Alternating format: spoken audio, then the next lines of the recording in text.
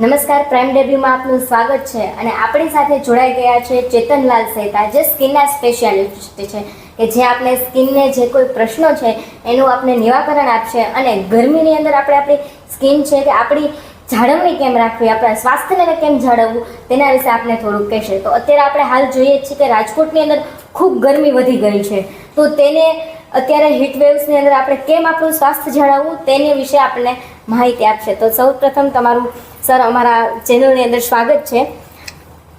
તો રાજકોટની અંદર જોઈએ તો 48 કલાકમાં 72 જેટલા અત્યારે કેસ આવી ગયા છે હીટ વેવ્સને કારણે. એ લોકો અત્યારે હોસ્પિટલાઇઝ છે.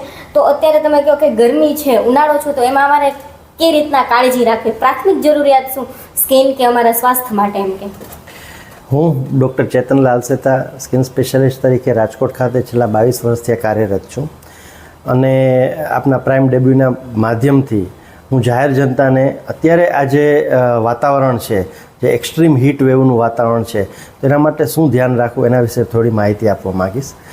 જનરલી આપણા બોડીનું ટેમ્પરેચર છે ને તે 37 ડિગ્રી આસપાસ રહેતું હોય છે અને એને આપણે કોર ટેમ્પરેચર કહીએ છીએ. પછી એમાં જ્યારે બી વધઘટ થાય તો એ દરેક શરીરના અવયવોને અસર કરતું હોય છે. હવે બહારનું ટેમ્પરેચર અત્યારે આપણે જેમ છેલ્લા 2 દિવસથી આ 42 ડિગ્રી, 43 ડિગ્રી, 44 ડિગ્રી સુધી પહોંચી જાય છે. તો એનો મતલબ શું થયો કે આપણું જે કોર ટેમ્પરેચર છે અને બહારના ટેમ્પરેચર છે એ વચ્ચે 6 થી 7 ડિગ્રીનો ટેમ્પરેચર ડિફરન્સ આવી ગયો છે. અને એનર્જીનો રૂલ છે, હીટનો જે નિયમ છે કે હંમેશા હાયર ટુ લોવર ફ્લો થાય. એનો મતલબ શું થયો કે બેલેન્સ કરવા માટે એ 44 ડિગ્રીવાળું ટેમ્પરેચર જે છે આપણા બોડીને 37 ડિગ્રીવાળા ટેમ્પરેચરને ઉપર લઈ જશે. આપણે અત્યારે આ ગરમીનું જેવી રીતે રાજકોટમાં તડકા ને બધું પડે છે, તો એના માટે સ્કિન અમુક ડ્રાય હોય, સેન્સિટિવ હોય, તો એના માટે સ્કિનની પ્રાથમિક જરૂરિયાત માટે આપણે શું કાળજી રાખવી? એક તો સૌથી અગત્યની બાબત એ છે કે જે સૂર્યમાં જે કિરણો હોય છે એમાં UVA રેડિયેશન્સ અને UVB રેડિયેશન્સ અને UVC આમ 3 પ્રકારના રેડિયેશન્સ હોય છે. UVC રેડિયેશન્સ છે તે આપણા જમીન સુધી નથી પહોંચતા હોતા, ઓઝોન લેયર એને એબ્ઝોર્બ કરી લેતું હોય છે. પણ UVA અને UVB રેડિયેશન્સ છે એ આપણે જમીન સુધી બી પહોંચે છે અને આપણને બી અસર કરે છે. હવે જો આપણે ધ્યાન ન રાખીએ, આપણું કોન્સ્ટન્ટ એક્સપોઝર જો સનલાઇટમાં હોય તો આ UVA અને UVB રેડિયેશન્સને કારણે આપણી સ્કિનને અસર કરે છે. ઇમિડિયેટ અસરમાં જોઈએ તો સ્કિન ટેન થઈ જાય, બ્લેક થઈ જાય. આપણે ઘણી વખત ઓબ્ઝર્વ કરીએ કે રૂટીનમાં કાંઈ ન હોય અને 14મી જાન્યુઆરી સંક્રાંતના દિવસે એક દિવસ બી આપણે તડકામાં રહીએ તો આપણી સ્કિન તરત જ આખી બ્લેક દેખાય. તો દેટ ઇઝ સ્કિન ટેનિંગ. એ UVB રેડિયેશન્સની અસરના હિસાબે કોમનલી થતી હોય છે. અને UVA રેડિયેશન્સમાં જો આપણું એક્સપોઝર વધારે રહે તો એને કારણે સ્કિન કેન્સર બી થઈ શકે. તો આની જાળવણી માટે સૌથી અગત્યનું છે કે આપણે ફૂલ ક્લોથ્સ પહેરવા, બરાબર? એ ફિઝિકલ પ્રોટેક્શન છે. આપણે જે કપડાં પહેરીએ છીએ એ UVA UVB રેડિયેશન્સને ફિઝિકલી બ્લોક કરી શકે અમુક હદ સુધી.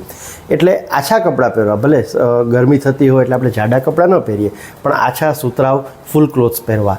બહાર નીકળીએ તો કેપ અથવા હેટ પહેરવી જરૂરી છે. આઈઝને પ્રોટેક્ટ કરવા માટે ગોગલ્સ પહેરવા જરૂરી છે. અને સૌથી અગત્યનું સનસ્ક્રીન લોશનનો ઉપયોગ કરવો ખૂબ જ જરૂરી છે. એવું નથી કે આપણે બહાર જઈએ ત્યારે જ સનસ્ક્રીન લોશન લગાડવું. સનસ્ક્રીન લોશન છે તે બધાએ ઇવન ઘરમાં રહેતા હોય તો બી આટલા ટેમ્પરેચરમાં લગાડવું જરૂરી છે, કેમ કે અમુક પારજાંબલી કિરણો તો એ કાચમાંથી ઓફિસમાં બી આપણે બેઠા હોય તો આપણને અસર કરી શકે છે. અને સૌથી અગત્યનું ખાસ કરીને કે આ જે UV રેડિયેશન્સ છે તે 11 થી 3ના ટાઈમમાં મેક્સિમમ હોય છે.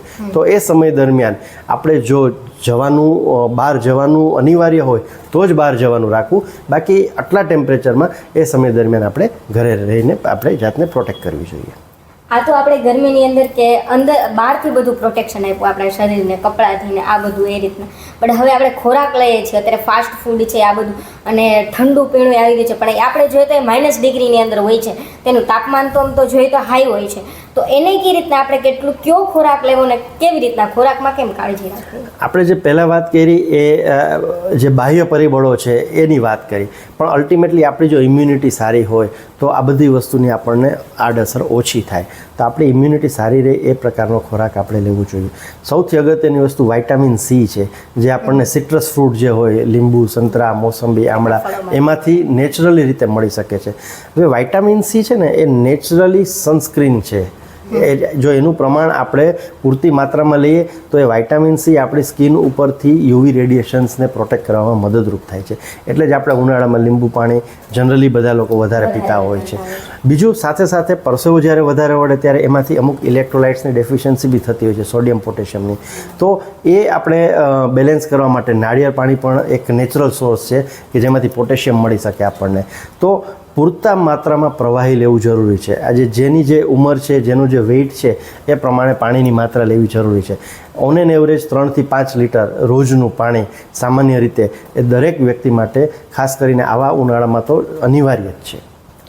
અને આપણે આ ગરમીનું છે તો ત્યારે બાળકો, વૃદ્ધોને, ખાસ કરીને ગર્ભાવસ્થા જે સ્ત્રીઓ હોય એ લોકોને કઈ રીતે કાળજી કઈ રીતે રાખવી? બાળકો, વૃદ્ધો અને ગર્ભાવસ્થા આ ત્રણ છે ને એ એક સ્પેસિફિક કેટેગરી છે કે જેમાં ત્રણેયની કાળજી આપણે એક અલગ રીતે રૂટીન કરતાં રાખવી પડતી હોય છે. આજે બાળક છે એની સ્કિન સેન્સિટિવ હોય, હજી એની ઇમ્યુનિટી ડેવલપ થતી હોય તો એને પ્રોટેક્શન રહેવું જોઈએ. બીજું, હવે વેકેશનનો બી ટાઈમ છે અને ઉનાળાનો બી ટાઈમ છે એટલે બાળકો સ્વાભાવિક રીતે રમવા જવાના જ છે.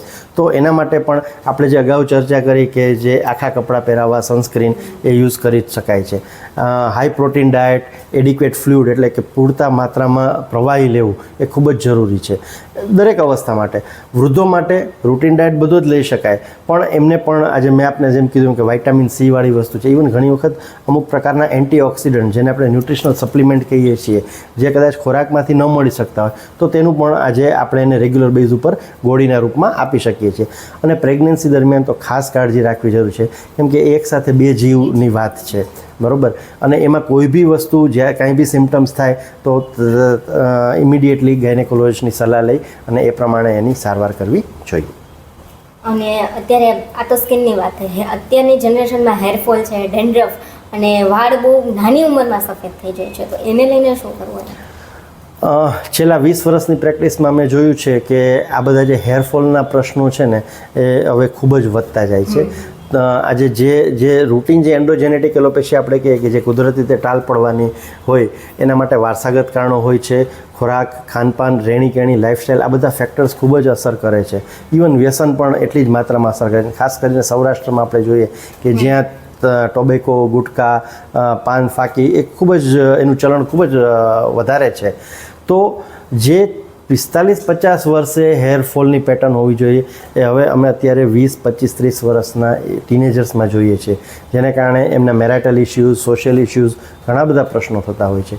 તો એના માટે આપણે લાઇફસ્ટાઈલ ચેન્જીસ કરવા જરૂરી છે. જે વારસાગત કારણો છે એને આપણે બદલી નથી શકતા, પણ ખોરાકને લઈને જે કંઈ કારણો છે, આજે high protein diet, high calcium diet, બરાબર, વ્યસન ન રાખવું અને કોસ્મેટિક્સનો ઓવરયુઝ બી ન કરવો. ઘણી વખત ઓવરયુઝ ઓફ કોસ્મેટિક્સ છે ને એ બી નુકસાન કરતું હોય છે. તો જરૂરી હોય તે કરવું જરૂરી, તે કરો વાંધો નથી, પણ એગ્રેસિવ કોઈ બી કોસ્મેટિક્સનો ઉપયોગ એ પણ ઘણી વખત આપણને નુકસાન કરી શકે છે. આજે હેર ટ્રીટમેન્ટ્સ છે, બરાબર, એના ફાયદા બી છે, તો અમુક સમયે એનાથી ક્યારેક નુકસાન બી થાય, તો એ વસ્તુ આપણે સમજી વિચારીને કરવી જોઈએ. ગરમીની અંદર કે અંદર બહારથી બધું પ્રોટેક્શન આપ્યું આપણા શરીરને, કપડાથી ને આ બધું એ રીતના, પણ હવે આપણે ખોરાક લઈએ છીએ અત્યારે ફાસ્ટ ફૂડ છે આ બધું, અને ઠંડુ પીણું આવી રહ્યું છે, પણ આપણે જોઈએ તો એ -ડિગ્રીની અંદર હોય છે, તેનું તાપમાન તો આમ તો જોઈએ તો હાઈ હોય છે. તો એને કઈ રીતના આપણે કેટલું કયો ખોરાક લેવો ને કેવી રીતના ખોરાકમાં કેમ કાળજી રાખવી? આપણે જે પહેલાં વાત કરી એ જે બાહ્ય પરિબળો છે એની વાત કરી, પણ અલ્ટિમેટલી આપણી જો ઇમ્યુનિટી સારી હોય તો આ બધી વસ્તુની આપણને આડઅસર ઓછી થાય. તો આપણી ઇમ્યુનિટી સારી રહે એ પ્રકારનો ખોરાક આપણે લેવું જોઈએ. સૌથી અગત્યની વસ્તુ વિટામિન સી છે, જે આપણને સિટ્રસ ફ્રૂટ જે હોય, લીંબુ, સંતરા, મોસંબી, આમળા, એમાંથી નેચરલી રીતે મળી શકે છે. હવે વિટામિન સી છે ને એ નેચરલી સનસ્ક્રીન છે. જો એનું પ્રમાણ આપણે પૂરતી માત્રામાં લઈએ તો એ વિટામિન સી આપણી સ્કિન ઉપરથી યુવી રેડિયેશન્સને પ્રોટેક્ટ કરવામાં મદદરૂપ થાય છે. એટલે જ આપણે ઉનાળામાં લીંબુ પાણી જનરલી બધા લોકો વધારે પીતા હોય છે. બીજું, સાથે સાથે પરસેવો જ્યારે વધારે વળે ત્યારે એમાંથી અમુક ઇલેક્ટ્રોલાઇટ્સની ડેફિશિયન્સી બી થતી હોય છે, સોડિયમ પોટેશિયમની. તો એ આપણે બેલેન્સ કરવા માટે નાળિયેર પાણી પણ એક નેચરલ સોર્સ છે કે જેમાંથી પોટેશિયમ મળી શકે આપણને. તો પૂરતા માત્રામાં પ્રવાહી લેવું જરૂરી છે. આજે જેની જે ઉંમર છે, જેનું જે વેઇટ છે એ પ્રમાણે પાણીની માત્રા લેવી જરૂરી છે. ઓન એન એવરેજ 3 થી 5 લીટર રોજનું પાણી સામાન્ય રીતે એ દરેક વ્યક્તિ માટે ખાસ કરીને આવા ઉનાળામાં તો અનિવાર્ય જ છે. ધન્યવાદ અમારા પ્રાઇમ ડેબ્યુની ચેનલ સાથે જોડાવા માટે. આમ જ નવી નવા તમારા પ્રશ્નોનું નિરાકરણ લાવતા રહેશે અને નિષ્ણાંતોને બોલાવીને તમારા જે પ્રશ્નોનું છે અમારા ખાસ પ્રાઇમ ડેબ્યુના દર્શકો માટે હંમેશા અમે હાજર રહેશે. આવી જ રીતના અમારી ચેનલ સાથે જોડાયા રહો. લાઇક, સબસ્ક્રાઇબ અને શેર. Thank you.